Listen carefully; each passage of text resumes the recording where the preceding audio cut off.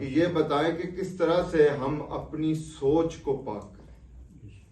अब इस बात पर मैं एक हदीस नकल करना चाहता हूं।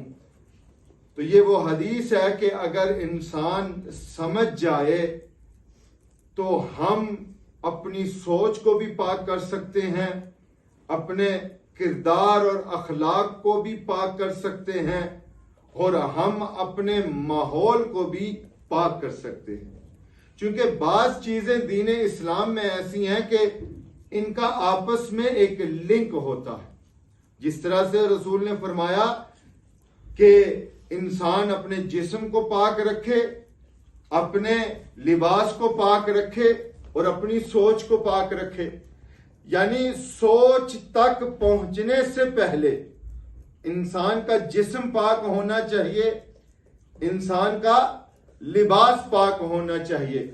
अब ये दो चीजें हैं। आपको पता है, आपने जिस्म को पानी से पाक करना है, आपने लिबास को पानी से पाक करना है। अब क्या आपकी सोच जो है, क्या वो भी पानी से पाक होगी? नहीं। सोच को किस तरह से पाक करेंगे? अमीर अल मोमिनीन अली इब्न अबी तालिब अलैहिस्सलातु वस्सलाम इरशाद फरमाते हैं कि अगर इंसान ये चाहता है कि उसकी सोच पाक हो जाए तो वो कसरत के साथ अल्लाह अज़्ज़ व जल का जिक्र किया करे। यानी सोच हमारी खराब कब होती है? जब हम अपनी सोच को आइडल रहने देते हैं। यानी हम फ्री सोच को कर देते हैं कि जो दिल है तू सोच। अगर हम अपनी सोच को प्री ऑक्यूपाइड रखेंगे जिक्र मोहम्मद व आले मोहम्मद अलैहिस्सलातु वस्सलाम से, तो फिर हमारी सोच हो सकता है पाक हो जाए। यानी अल्लाह फरमाते हैं कि अपने दिल को सुकून दो, किसके जिक्र के साथ? मेरे जिक्र के साथ। तो अगर इंसान अपने जहन को भी साफ और पाक रखना चाहता है तो हर वक्त उसके जहन में यह होना चाहिए कि हर एक कदम जो मैं उठा रहा हूं, हर एक काम जो मैं कर रहा हूं, हर एक जिक्र जो मैं कर रहा हूं, क्या ये मोहम्मद व आले मोहम्मद को पसंद है या नहीं? तो जब तक हम उस लेवल तक अपने आप को नहीं लेकर आएंगे, उस वक्त तक हमारी सोच पाक नहीं होगी। अमीरुल मोमिनीन अली इब्न अबी तालिब अलैहिस्सलातु वस्सलाम इरशाद फरमाते हैं कि इंसान के अंदर 5 क्वालिटीज होनी चाहिए, और ये क्वालिटीज ऐसी हैं कि अगर इंसान समझ जाए तो इन क्वालिटीज की वजह से इंसान का जहन, इंसान की फिक्र, इंसान की सोच वो पाक हो जाएगी। सबसे पहले मौला फरमाते हैं कि जिंदगी का हर एक काम उस खुदा के सुपुर्द कर दे।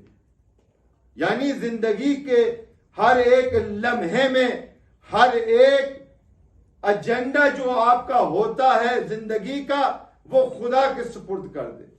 Everything that you do in your life, have a hope in Allah Azza wa Jal. दूसरी चीज कि किसी से नहीं डरना, बस इससे कि इंसान अपने गुनाह से डर जाए। मौला फरमाते हैं ये ना देखें कि गुनाह कितना छोटा है या कितना बड़ा है, ये देखें कि किस खुदा को तुम नाराज कर रहे हो।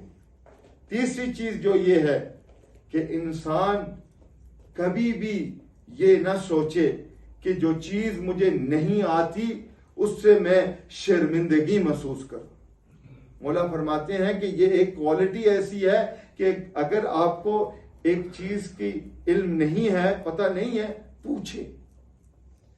देखिए दीन में कोई शर्म नहीं है। अगर किसी को अभी तक गुस्ल जनाबत का तरीका नहीं आता तो क्या बकिया जो जिंदगी है इसी तरह से गुजार देगा? पूछें, उलमा के साथ राब्ता रखें, मरजाइयत के साथ राब्ता रखें, पूछें उलमा से। जब तक आप पूछेंगे नहीं आपको दीन कैसे समझ में आएगा? कुरान की जो आयात है, हमारी अकल इतनी नहीं है कि हम डायरेक्ट उनको समझें। ये आले मोहम्मद की तौफीक है कि उन्होंने हमें समझाया है और उलमाए कराम और मरजाइयत ने हमें दीन पर इस तरह से रखा है कि जिस तरह से आले मोहम्मद चाहते थे। राब्ता रखें उलमा के साथ। और चौथी चीज ये है कि मौला फरमाते हैं कि कभी भी इस बात से ना डरें कि मैं इस उम्र में कोई नई चीज सीखूं या ना सीखूं। Anything new which you learn at any as is beneficial for you. अगर इस उम्र में अगर आपको अभी तक नमाज नहीं आती, सीखें, मुश्किल नहीं है। कुरान की तिलावत नहीं आती, सीखें। इन चीजों की वजह से जहन और फिक्र पाक होगा। कुरान की तिलावत से, आले मोहम्मद के जिक्र से, इबादात से। सबसे पहले जब तक हमें जो फाउंडेशन की चीजें हैं, जब तक हमें तहारत समझ में नहीं आएगी, हम किस तरह से अपने जहन को पाक करेंगे। पहले बातनी जो आपका वजूद है उसको पाक करें।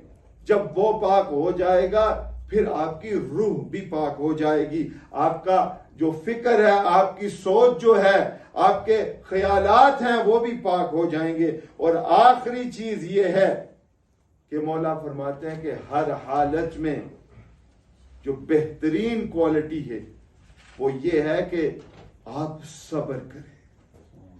कुरान की आयत जो मैंने तिलावत फरमाई थी, वस्ताईनो बिस्सब्रि वस्सलाह, सब्र से और नमाज से आप जिंदगी में कामयाबी हासिल करें। खुदा हमें तौफीक दे कि हम समझ जाएं कि आले मोहम्मद हमसे क्या चाहते हैं।